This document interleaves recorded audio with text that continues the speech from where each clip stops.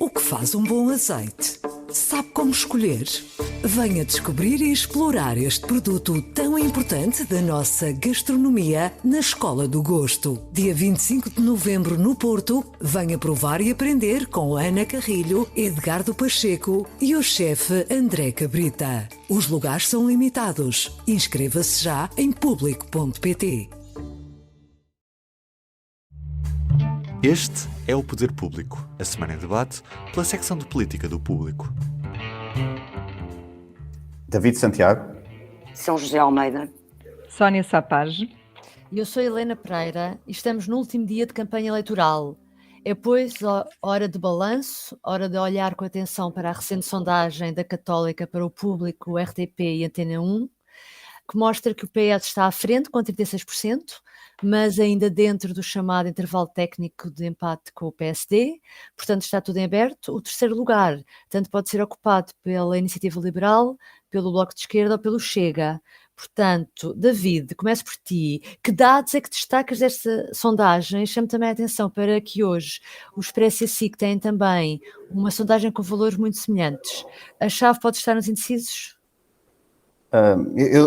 Começando pelo início da tua pergunta, eu diria que a principal conclusão consiste, obviamente, na aproximação que se verificou nas últimas semanas entre o PS e o PSD, que resulta tanto da quebra dos socialistas como também da recuperação dos sociais-democratas, embora estes movimentos tenham sido em dimensões ainda assim comedidas. Por outro lado, é essa tal luta muito renhida pelo terceiro lugar, em que eu incluiria ainda assim a CDU, que está apenas na nossa sondagem, apenas um ponto percentual dos 6 do bloco da CDU, da Iniciativa Liberal e do Chega.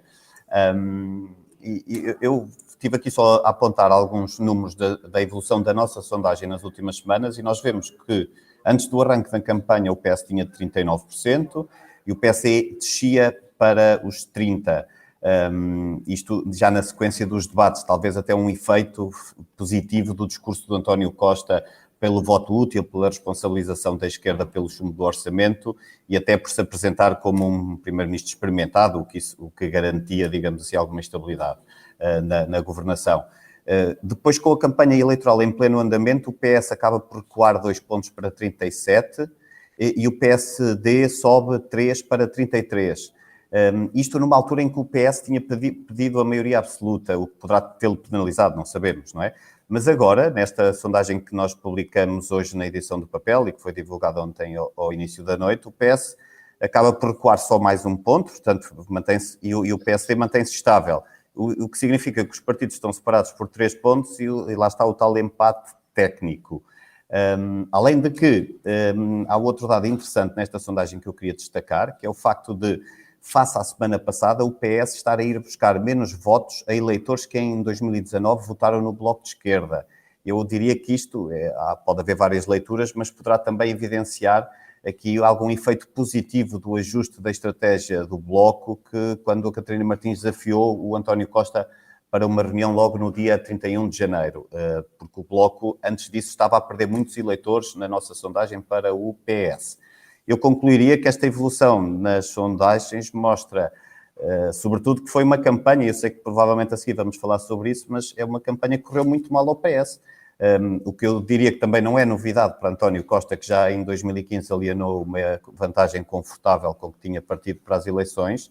E uma outra conclusão é que parece haver aqui uma penalização dos eleitores às constantes mudanças de discurso do PS durante esta campanha, estas 2 semanas.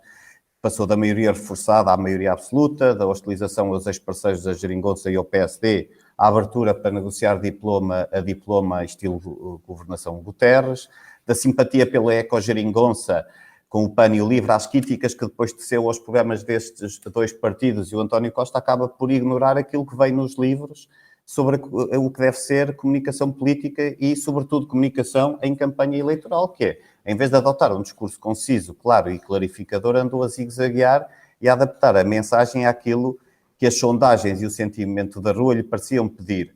Já o Rui Rio foi muito menos controverso, entrou em muito menos temas fraturantes. Obviamente houve questões, algumas contradições em assuntos mais técnicos, ainda ontem falámos disso sobre o SNS, mas a verdade é que foi muito mais claro em relação ao António Costa quanto aos entendimentos pós-eleitorais. e isso poderá também estar a beneficiá-lo. Eu queria só referir, ainda em relação aos indecisos, a sondagem do Expresso indica que há 11% de indecisos e que 1 em cada 5 são jovens desses 11%. Obviamente que isso poderá, numa eleição que está tão apertada, poderá determinar o vencedor. E é interessante uma coisa, que é esta faixa etária dos mais jovens mostra-se muito pouco inclinada a votar PS.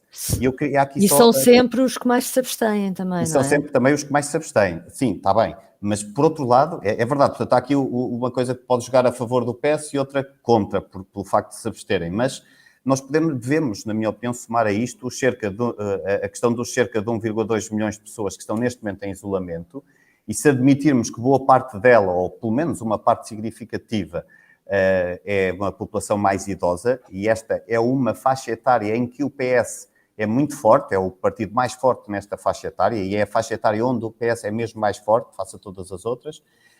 Isto significa que esta população tenderá sempre a ter maior receio em ir votar no domingo. E eu diria que o António Costa pode ser, e o PS podem ser penalizados por este duplo efeito. A questão dos indecisos, maioritariamente jovens, e a questão da desmobilização do eleitorado mais idoso por receio da pandemia. Ou seja, a conclusão é que está tudo, de facto, embrulhado no que diz respeito às sondagens e aos resultados previsíveis da eleição, e que o PS poderá até mesmo perder se estes dois fatores se conjugarem no sentido negativo para o António Costa. Exato. Então, vamos agora a um breve balanço destes últimos 10 dias de campanha eleitoral que aqui acompanhámos de perto. São José, eu pedia-te para olhares para o espectro dos partidos de esquerda. Temos falado muito sobre o PS, mas gostava também de te ouvir sobre a estratégia do Bloco, do PCP, do LIVRE e inclui aqui também o PAN. Pronto, sobre o PS, de facto, o David já disse as trocas e baldrocas de estratégia de campanha que tiveram, não é? Quando no fim de semana perceberam que estavam a ser ultrapassados pelo PSD, arrepiaram o caminho, deixaram de falar da maioria absoluta, mas também não foram ainda muito claros sobre o tipo de entendimentos, embora agora António Costa admita ou deixe indiciado que pode haver entendimentos à esquerda ou à direita, depende das negociações, ao mesmo tempo que põe Augusto Santos Silva, como falámos ontem, a abrir a porta a um entendimento com o PSD. Quanto aos outros partidos, eu acho que o PCP teve um fator absolutamente inédito, não é? Que é ter um líder partidário a ter que ser operado no arranque da campanha. Mas não sei até que ponto é que isso poderá prejudicar o PC. Penso que não é por aí, pela falta de Jerónimo, que o PCP será prejudicado, e nem sei se será o partido que mais deputados vai perder à esquerda. Quanto ao LIVRE, fez uma belíssima campanha. Rui Tavares, de facto, tornou-se num político hiper profissional, sabe muito bem o discurso que faz e para quem faz, e portanto pode ter a eleição garantida. Quanto ao PAN, o PAN não conseguiu explicar, embora tenha uma abertura a fazer acordos com uns ou com outros, até esta própria disponibilidade para entrar em acordo com a esquerda ou com a direita parlamentar, ou com o centro-esquerda ou o centro-direita, pode ter acabado por prejudicar o PAN. Além de que eu noto que André Silva era um líder muito mais empático em campanha do que é Inês de Sousa Real. E não apareceu nesta campanha. E não apareceu nesta campanha. E ela mostrou sempre desconfortável quando falou disso, sim, sobre a não presença. Mas deixa-me só acabar aqui para falar do Bloco de Esquerda. O Bloco de Esquerda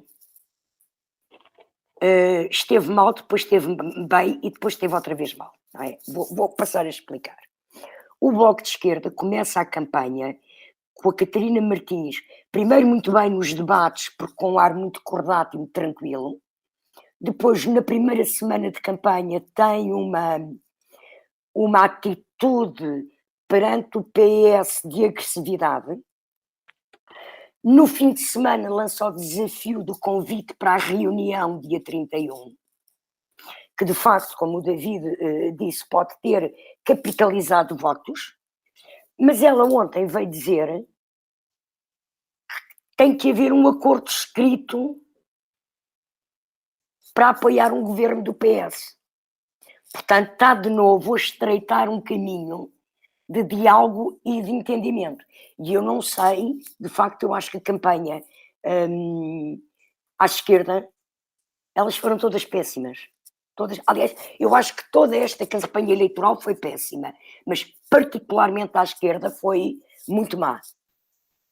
E à direita, Sónia, verifica-se que Rio tem crescido à custa de votos da Iniciativa Liberal, do CDS e do Chega, e não tanto ao centro. Como é que tem corrido a campanha destes partidos? Eu acho isso curioso, porque acho que as duas campanhas que tu referiste correram bem do ponto de vista do eleitorado, dos prováveis eleitores desses dois partidos. Mas deixa-me só dizer uma coisa, eu detesto campanhas e adoro noites eleitorais, portanto, para mim a campanha... Eu gosto de campanhas e gosto de noites eleitorais. Pronto, eu vejo sempre as coisas assim, a campanha para mim se calhar sou... Enfim, acabo por ser mais crítica porque de facto eu acho que é um formato que me cansa. Mas sobre isto concretamente, o que é que eu acho... no fundo, para mim, ficam os partidos CDS, Iniciativa Liberal, Chega e PST. Em relação ao PST, eu acho que Rui Rio acabou por fazer uma campanha em que ele tirou benefício de uma imagem que se colou a ele por causa de sondagens, vários inquéritos aos portugueses, que é a ideia de que ele é a pessoa que diz o que pensa, é o honesto, é o que não tem filtros, mesmo quando as coisas o podem vir a prejudicar politicamente.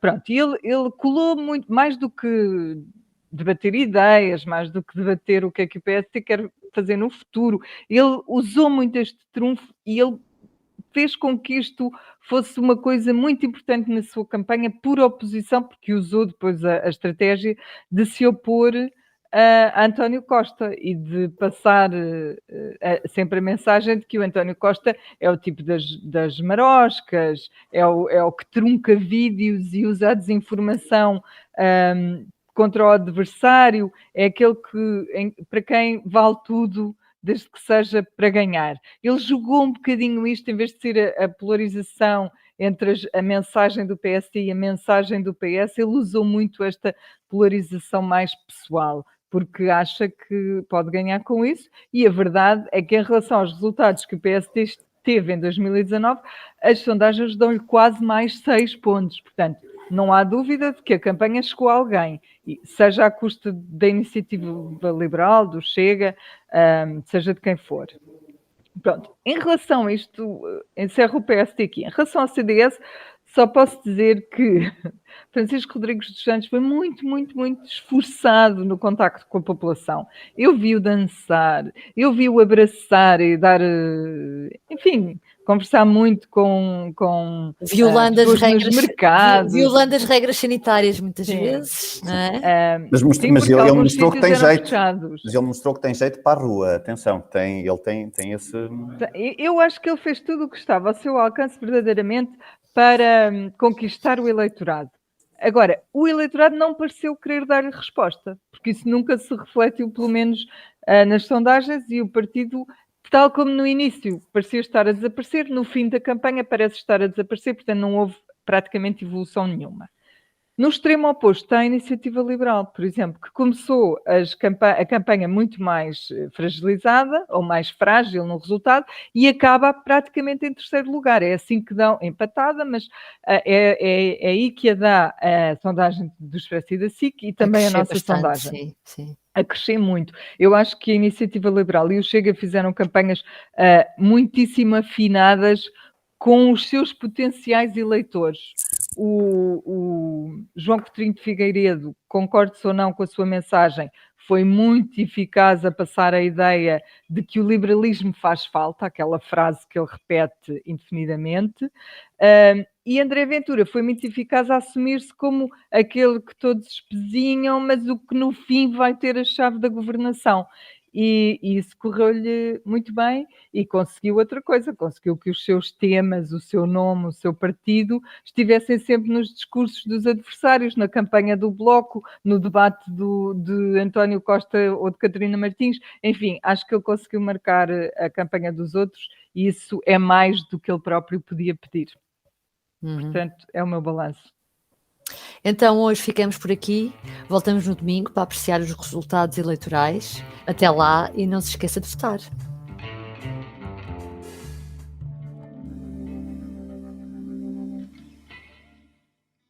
O público fica no ouvido. O que se bebe em dia de festa pode-se beber no dia a dia? E que ligações gastronómicas se podem fazer com o que temos no copo? Aprenda e prove com a Escola do Gosto, a Academia de Literacia Alimentar do Público. Aulas únicas com especialistas. Entre como amador e saia um pouco mais conhecedor. Não perca a próxima aula, a 18 de novembro, no Porto. Os lugares são limitados. Inscreva-se já em público.pt.